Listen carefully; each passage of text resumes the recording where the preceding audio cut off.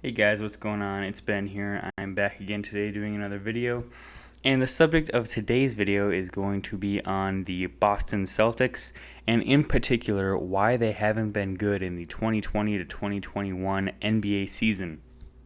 So I have pulled up their basketball reference page for this season, and we're kind of going to go through and while looking at some of the stats, talk through why this team hasn't been very good. So first off, I'm going to go back up to the top here. Give you some basics about the team. They're 27 and 26. Their expected win-loss record right now is 29 and 24, so they're expected to be a few games better than they are. They're currently 7th in the Eastern Conference. I think they're like a game out of being the 4th seed, but also like 2 games out of being like the 11th seed, so it's a very close race in the East right now. A couple of other notes. They're 11th in offensive rating, which you can see right here, and then they are 18th in defensive rating. So they're kind of middle of the pack on both of those. Nothing really too outstanding. And I guess what I'll skip to then is the stats that I had pulled up down here, and I took out a few players who weren't really relevant. So I took out Daniel Tice since he had been traded, and I took off players who barely have played at all or haven't really played significant minutes. So, like Romeo Langford's played like a handful of games this season. I took him out. A few other guys like Carson Edwards, I took him out because he's only playing like 10 minutes a game, so he's not too big of a factor into this team's success or failure. So I'm just putting in like the top 10 or so main players on the team who are impacting them. I did throw in Evan Fournier since he's going to be on the team going forward. But without further ado, let's kind of get into it. So when I look at this team up and down, the first thing that I think would pop out to everybody who knows anything about the Celtics is that they lost Gordon Hayward, who's having a great season in Charlotte. Of course, he is injured now and will probably miss the rest of the season. But I think before that, he was putting up a solid like 22, 6, and 6 or something around that on good efficiencies. And he was leading Charlotte to the 4th seed, playing great, playing his best season since he's been in Utah. And, of course, the Celtics didn't retain him, and so that's a pretty big loss. Last year, I think he put up around 17 to 18 points per game efficiently for them. So that's a pretty big gap on offense that they ultimately did bring in Fournier to try and fill that gap, and as you can see here, so far he's been okay. 48% from 3 is really impressive, giving him about 12 points a game. He may continue to improve as the season goes on and he gets more in rhythm with this team, but I think that's obviously a big gaping hole. It's that they're missing him on offense, Gordon Hayward. He was actually one of the best facilitators on this Celtics team. And so losing him hurt. And basically Marcus Smart filled that role of like facilitator. You can see he's led the team in assists with about 6 per game. Kemba's been chipping in 5. But both those guys, Smart and Kemba, have missed some time. Each has missed about 15 games. Missing Smart really hurt as far as facilitation goes. They didn't really have anybody to set the floor for them because Kemba just isn't that guy. So missing Smart has hurt quite a bit for the time that he's missed. Kemba Walker also missed 15 games, and even when he has played, he hasn't played great. As you can see, his field goal percentage is under 40% for the season, which is obviously really bad, but he's taking a lot of shots per game.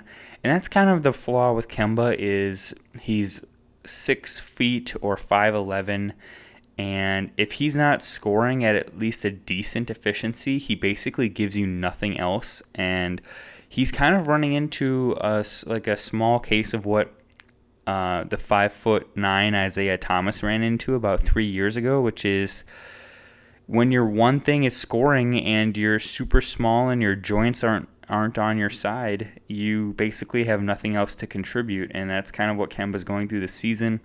Hopefully he continues to get healthier. But yes, that is definitely a big factor right now is Kemba, I don't think, was healthy when he came back. He's still kind of reeling from that injury he suffered last season right before the season shut down. And so I don't think that he's quite healthy yet, or if he is, his athleticism has just been significantly zapped. Looking at other factors on this team, Tristan Thompson, who they brought in expecting to be like a really solid starter, has been mediocre, I guess you'd say. He's shooting okay from the field, but just like he's giving them 8 rebounds, 8 points, nothing spectacular, just kind of, if you had like the best of what he could give you and the worst of what he could give you, he's not giving you either of those, but he's closer to the worst than the best. Like, he's just been mediocre. Um, then, of course, Robert Williams has actually been playing really well. So has Peyton Pritchard. Those two, I don't think that they have any of the Celtics struggles can't be attributed to Pritchard or Robert Williams. To me, also, what this team struggles from is just it struggled with this since the year that Horford and Morris and Kyrie left, and Terry Rozier, but it's depth. This team really isn't very deep. You look at to me, it's like, who are the guys that I really trust on this team? There's maybe 7 that I really trust. The top 5 on screen right now, and then I guess Robert Williams, and then some of the time Pritchard and some of the time Thompson. Pritchard's been pretty reliable, but I feel like you can't really play him and Kemba, so his impact on the game is limited to only when Kemba's not playing. But again, like, it's not a very deep team. Like, I don't trust the likes of Romeo Langford, Carson Edwards, Grant Williams, or Semi Ojeleye when the pressure's on. And I guess I'm not supposed to, because that's what the starters are in for. But I don't know. I just don't like their depth at all. Again, outside of Robert Williams and Pritchard. Okay, let's see here. Other factors, I think that it's pretty clear, but maybe it's not actually that clear. I don't think that Brown and Tatum fit together as well as people think they do.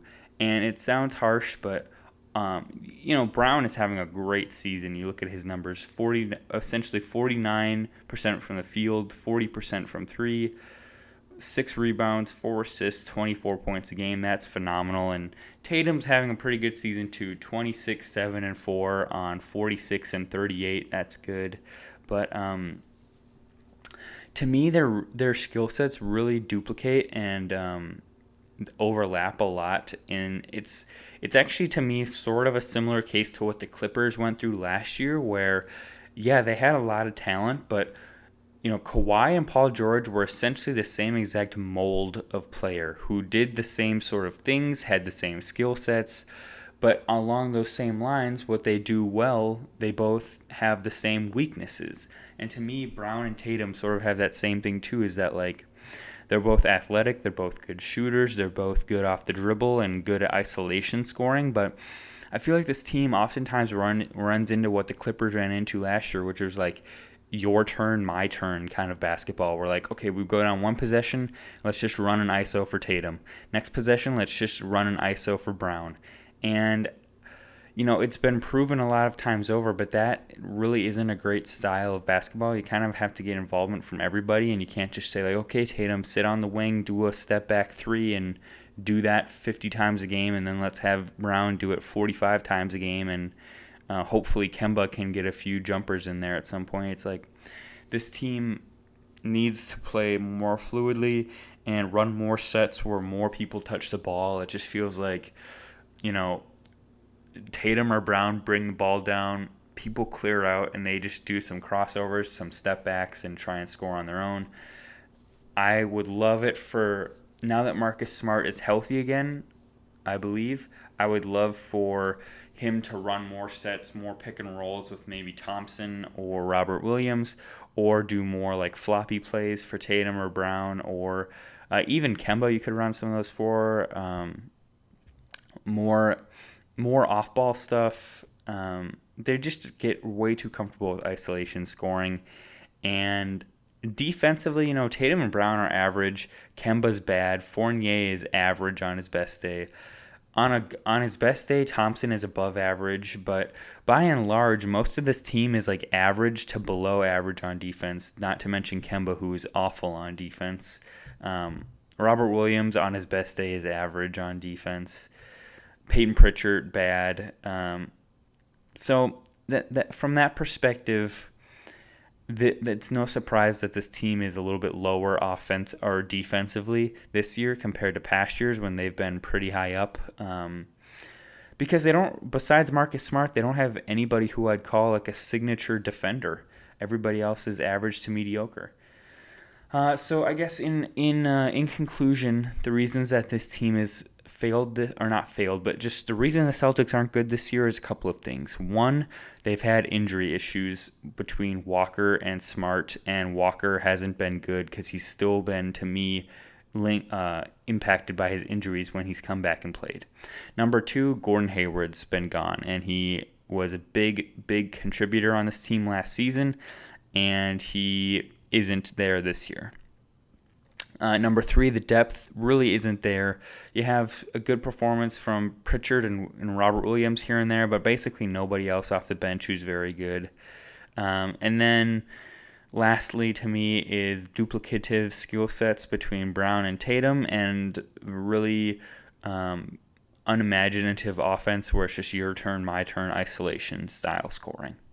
So there you go, guys. That's why the Celtics haven't been very good this year. If you have to ask me for a prediction, I think they're a first-round exit, and they need to probably trade Kemba Walker in the offseason, hopefully re-sign Evan Fournier, and hopefully re-sign some just veteran dudes who can come off the bench and be good depth for this team, because what they really need is like what the Warriors had with like the Sean Livingstons, David Wests of the world. That's what this team needs. They need just smart dudes who aren't stars, but just can give you like a really good 18 minutes off the bench. And I don't think that Grant Williams, Ojale, Carson Edwards, or Romeo Langford are in the position to be that kind of thing right now. So that's all I got for today, guys. Hope you enjoyed the video, and hope to see you next time.